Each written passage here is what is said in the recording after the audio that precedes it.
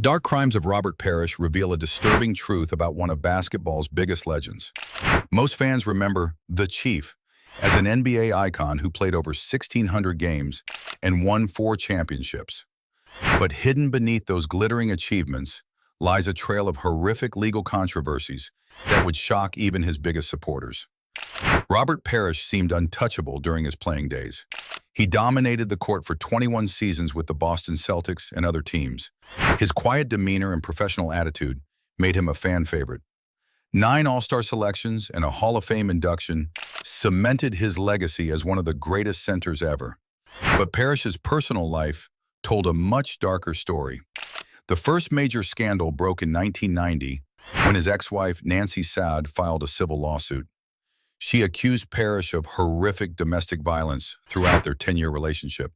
The most shocking allegation involved a brutal attack at a Los Angeles hotel on June 2, 1987. This happened just hours before the Celtics were set to open the NBA Finals.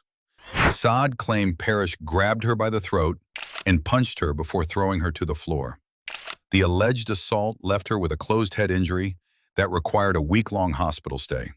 Medical reports 3 years later linked this incident to chronic headaches and convulsions she continued to suffer. But the 1987 attack wasn't isolated. Saad also reported other disturbing incidents of abuse. She said Parish pushed her down a flight of stairs in 1981 when she was 8 months pregnant. In 1982, he allegedly kicked her out of their car after she criticized his driving.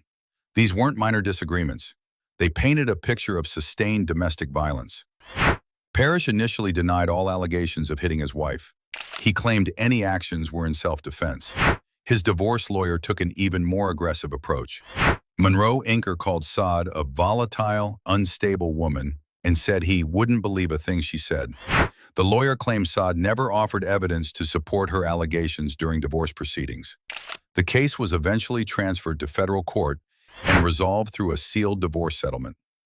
This prevented the public from learning the specific terms, but the story didn't end there. The allegations gained national attention in 1995 when Sports Illustrated featured them in a major article about domestic violence in professional sports. The timing wasn't coincidental. This was during increased media focus on athlete domestic abuse cases. But many journalists had reportedly known about the Parish rumors for years without investigating. Some Boston media members were aware but chose not to expose their local hero. Saad herself was dismissed as a crazy woman by most Boston media outlets. This protective attitude around celebrity athletes allowed Parish to maintain his positive public image for decades. The established narrative of the hero athlete effectively suppressed negative information. It took 23 years for any real accountability to emerge. In 2013, Parish finally made a stunning admission. He publicly acknowledged pushing Nancy Saad on June 2, 1987. This was the exact date of the primary incident that allegedly led to her hospitalization. After decades of denial, Parish confirmed at least part of Saad's story was true. But Parish's legal troubles were far from over. In 1993, federal authorities discovered 5 ounces of marijuana at his Massachusetts home. The investigation began when a drug dog detected a 2-ounce package addressed to Parish at a FedEx office in San Francisco. Law enforcement flew the package to Massachusetts and had another drug dog confirm its contents. An undercover agent posing as a FedEx driver delivered the resealed package to Parish's house guest. 10 minutes later, police returned with a search warrant and found the delivered package, plus 3 additional ounces inside the home. Both Parish and his guest cooperated with authorities and admitted knowledge of the marijuana. The district attorney's office stated they were comfortable the drugs were for personal use and not distribution. Parish pleaded guilty to misdemeanor drug possession and received 6 months probation. The relatively light sentence suggested this was viewed as a minor offense. While the marijuana case had limited long-term impact, Parish's next legal issue would prove far more serious and morally devastating. Speaking of needing an escape from heavy topics like these, that's where today's sponsor, Fubo, comes in. Fubo gives you access to live sports, news, and entertainment without the hassle of cable. You can watch your favorite teams anywhere with their streaming service.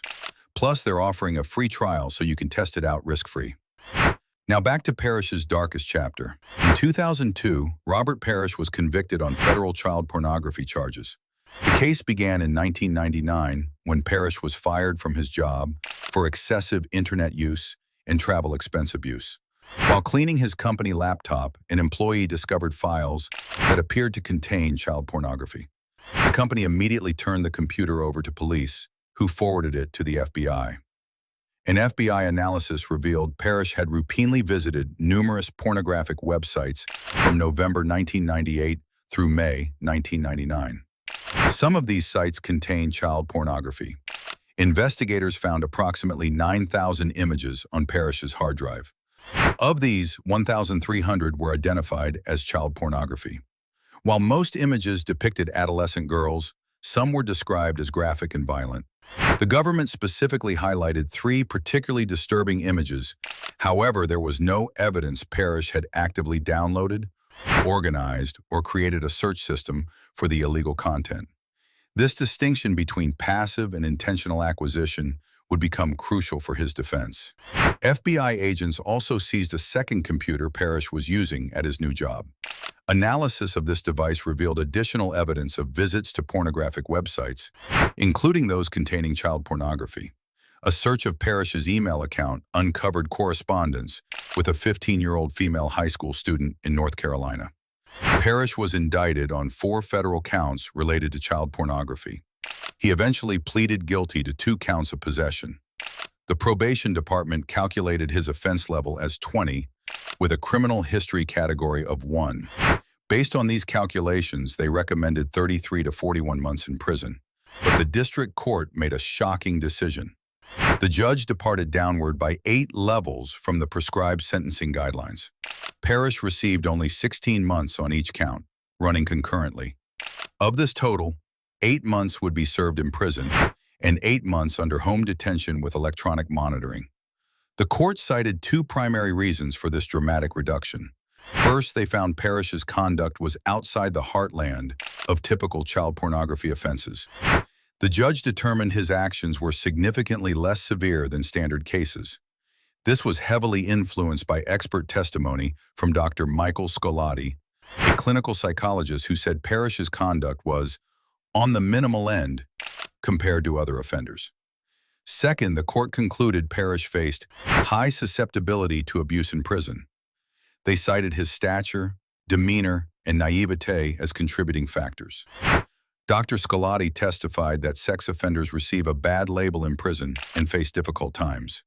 He said Parish's positive demeanor and lack of criminal experience made him a prime candidate to experience a lot of grief in a correctional environment. The federal government appealed this lenient sentence, arguing against the validity of the departure reasons. However, the Ninth Circuit Court of Appeals ultimately affirmed the district court's decision. The appellate court found no abuse of discretion in either rationale for the reduced sentence. This created a troubling paradox. A public figure received a dramatically reduced sentence for one of society's most condemned crimes. The justification was rooted in the very stigma that typically leads to harsher public condemnation. While the legal system applied individualized assessment, unlike many athlete controversies that fade from memory, the severity of these offenses ensures enduring scrutiny. For future generations evaluating Parish's legacy, these legal controversies will continue challenging any purely celebratory account of his career.